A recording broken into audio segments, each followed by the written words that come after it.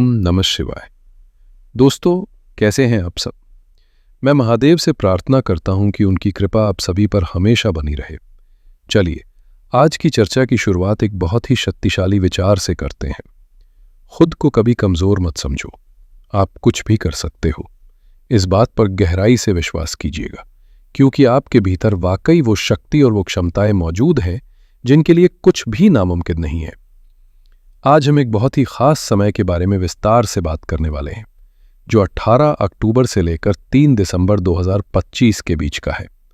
मैं इस समय को यूं ही कोई साधारण समय नहीं कह रहा, बल्कि मैं इसे व्यावसायिक काया पलट का कालखंड का नाम दे रहा हूं।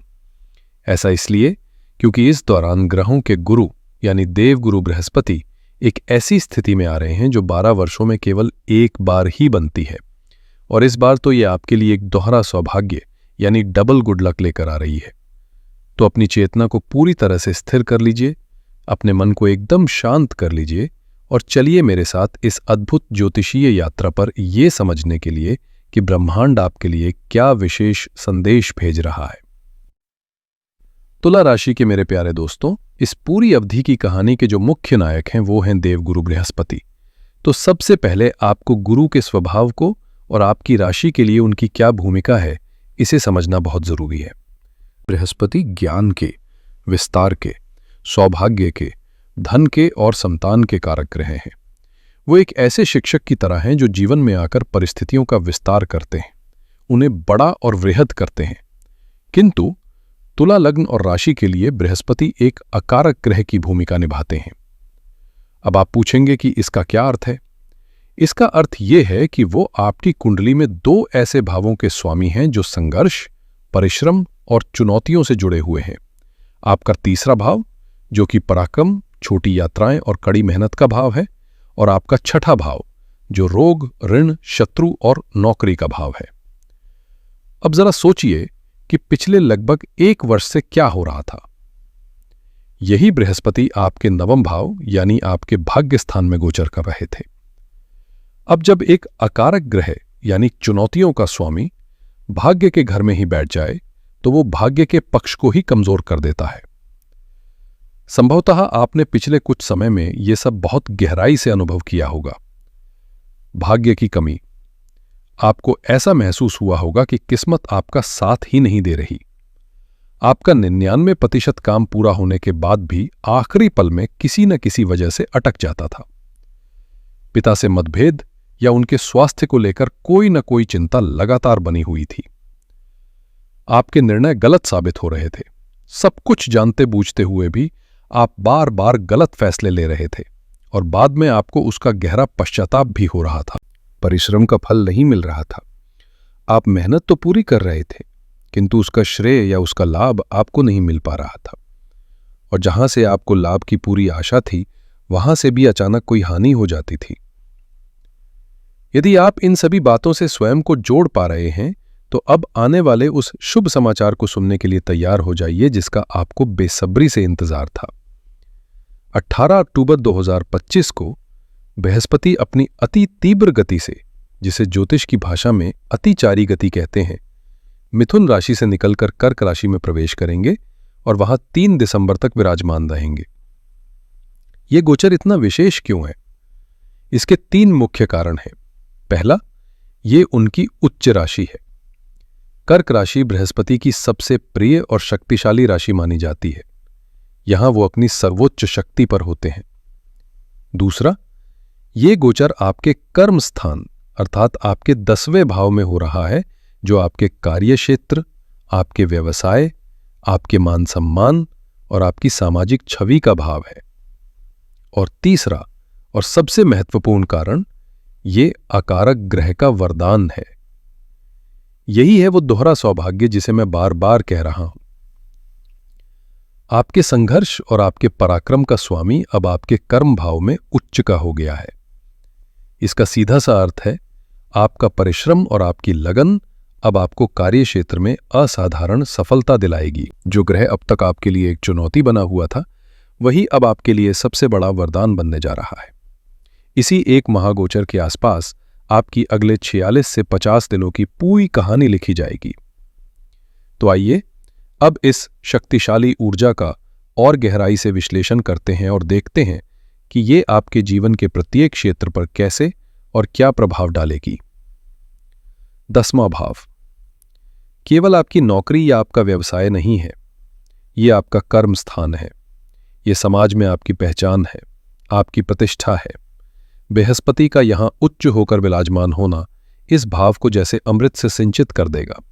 आप ये अनुभव करेंगे कि आपके भीतर अपने काम को लेकर एक नई समझ, एक गहरा ज्ञान और एक गजब का आत्मविश्वास आ गया है।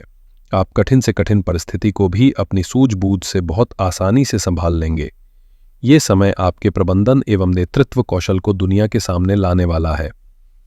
विगत समय में आपने जो भी परिश्रम किया है, अब आपको उसका पुरस्कार मिलेगा।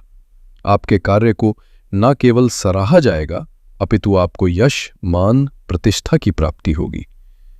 प्रबल योग बन रहे हैं कि आपको कोई बड़ा उत्तरदायित्व, कोई नई महत्वपूर्ण परियोजना या किसी दल का नेतृत्व करने का अवसर दिया जाए। यदि आपकी पदोन्नति यानी प्रमोशन किसी वजह से रुकी हुई थी, तो ये समय उसके लिए सारे द्वार खोल देगा। जो लोग लंबे समय से बेरोजगार हैं और नौकरी की तलाश में हैं, उनके लिए ये 46 दिन किसी वरदान से कम नहीं है। आप पूरे आत्मविश्वास के साथ साक्षात्कार दें। आपके ज्ञान और आपकी परिपक्वता से साक्षात्कारकर्ता निश्चित रूप से प्रभावित होंगे। एक अच्छी नौकरी मिलने की संभावना अत्यंत प्रबल है। ज्योतिष का एक सूत्र है, स्थान हानि करे जीवा, जिसका अर्थ है कि गुरु जब कर्म स्थान से जुड़ते हैं तो कभी कभी कार्य के संबंध में स्थान परिवर्तन भी कराते हैं। ये कोई स्थानांतरण हो सकता है या कार्य के लिए किसी दूसरे नगर या देश की यात्रा भी हो सकती है। इस बदलाव से बिल्कुल भी भयभीत न हो, क्योंकि ये अंत में आपके व्यावसायिक विकास के लिए ही एक महत्वपूर्ण कदम साबित होगा। अब मैं विशेष रूप से तुला राशि की उन महिलाओं से बात करना चाहता हूं जो एक गृहिणी है, एक होम मेकर है। अक्सर आपको लगता होगा कि राशिफल में हमेशा कार्य क्षेत्र की बात होती है, पर आपके लिए क्या? आपका कार्य क्षेत्र तो आपका घर है, आपका परिवार है। आप ही तो उस घर की मुख्य संचालक हैं। वो धुरी हैं जिसके चारों ओर पूरा परिवार घूमता है। तो आइए देखते हैं कि ये गोचर आपके कर्म स्थान अर्थात आपके घर पर क्या प्रभाव डालेगा।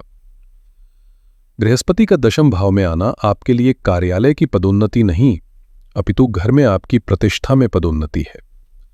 आप जो दिन रात बिना किसी छुट्टी के परिश्रम करती हैं, अब उसकी सराहना होगी। आपके कार्य को, आपके प्रबंधन को, आपके परिवार में एक नई पहचान मिलेगी। हो सकता है आपके पति, आपके बच्चे या सास ससुर आपके प्रयासों को खुले तौर पर स्वीकार करें और आपको विशेष अनुभव कराएं। आपकी निर्णय लेने की शक्ति बढ़ेगी। घर से जुड़े महत्वपूर्ण निर्णय, चाहे वो बजट से संबंधित हों या बच्चों के भविष्य से, उनमें आपकी राय को अधिक महत्व दिया जाएगा। लोग आपकी सूझबूझ और ज्ञान की प्रशंसा करेंगे। गुरु की दृष्टि आपके चतुर्थ भाव अर्थात शुभ स्थान पर भी पड़ रही है। यह आपके लिए दोहरा लाभ है। घर का वातावरण अत्यंत शांत और सुखमय हो जाएगा। छोटी छोटी बातों पर जो अनबन होती थी वो अब समाप्त होगी। ये समय घर को और सुंदर बनाने का है। हो सकता है आप घर के लिए कोई नई वस्तु, जैसे कोई विद्युत उपकरण, इलेक्ट्रॉनिक अप्लायंस, फर्नीचर या फिर पूरे परिवार के लिए एक नया वाहन खरीदने की योजना बनाए और उसमें सफल भी हो। षष्ठम भाव पर दृष्टि आपको ये संदेश दे रही है कि घर की भाग दौड़ में अपने स्वास्थ्य की उपेक्षा न करें। अपनी दिनचर्या को ठीक करें और खान पान का विशेष ध्यान रखें। तो मेरी तुला राशि की गृहिणियों, ये समय आपके लिए अपने ही घर में सम्मान पाने का, सुखी रहने का और अपने अस्तित्व को और सुदृढ़ करने का है। अब बात करते हैं सभी तुला राशि के जातकों के लिए। अपने कर्म स्थान में बैठकर देवगुरु बृहस्पति अपनी पंचम सबसे शुभ दृष्टि से आपके द्वितीय भाव को देख रहे हैं। द्वितीय भाव है आपका संचित धन, आपका कुटुंब और आपकी वाणी। यदि आपका धन कहीं फंसा हुआ था या आपको लग रहा था कि आय होते ही व्यय हो जाती है, तो अब आपको इससे बड़ी राहत मिलेगी। गुरु की यह दृष्टि आपके बैंक खाते की धनराशि को बढ़ाने का कार्य करेगी। आय के नए मार्ग खुल सकते हैं। यदि आप परिवार के लिए, बच्चों की शिक्षा के लिए या घर के लिए ऋण हेतु आवेदन करना चाहते हैं तो समय पूरी तरह से अनुकूल है। इसके साथ ही परिवार में चल रहे सभी तनाव, झगड़े और मतभेद अब सुलझने लगेंगे। आपको अपने परिवार का भरपूर सहयोग मिलेगा। आपकी बातों में एक गंभीरता आएगी। आपकी वाणी मधुर और ज्ञान से परिपूर्ण होगी। बृहस्पति अपनी सप्तम पूर्ण दृष्टि से आपके चतुर्थ भाव अर्थात सुख स्थान को देख रहे हैं। इस दृष्टि के प्रभाव से घर का वातावरण बहुत ही सकारात्मक और शांतिमय हो जाएगा। घर में प्रसन्नता और उत्सव का वातावरण बन सकता है। यदि आप लंबे समय से नया वाहन या नया घर लेने का स्वप्न देख रहे हैं तो ये 46 दिन आपके उस स्वप्न को साकार करने में पूरी सहायता कर सकते हैं। आपकी माता के स्वास्थ्य में सुधार होगा और उनके साथ आपके संबंध और भी सुदृढ़ और मधुर होंगे। अब आते हैं सबसे रोचक पहलू पर। गुरु अपनी नवम दृष्टि से आपके षष्ठम भाव को देखेंगे। ये भाव है रोग, ऋण, शत्रु और नौकरी की दिनचर्या का। और स्मरण रहे, बृहस्पति इस भाव के स्वामी भी हैं। इसका अर्थ है कि आपके शत्रु, आपके विरोधी आपके समक्ष टिक नहीं पाएंगे। कार्यालय की राजनीति में आप विजयी होंगे। न्यायालय के प्रकरणों में आपके पक्ष में निर्णय आने के योग बनेंगे। जो छात्र प्रतियोगी परीक्षाओं की तैयारी कर रहे हैं उनके लिए ये एक उत्कृष्ट समय है। आपकी मेहनत रंग लाएगी। ये दृष्टि आपको पुराने ऋणों से मुक्ति पाने के लिए नए मार्ग भी सुझाएगी। स्वास्थ्य के विषय में एक ओर तो ये दृष्टि पुरानी व्याधियों से आपको मुक्त करेगी, किंतु दूसरी ओर उदर, यकृत या आंतों से जुड़ी कोई पुरानी समस्या पुनः उभर सकती है। इस अवधि में अपने खान पान का विशेष ध्यान रखें।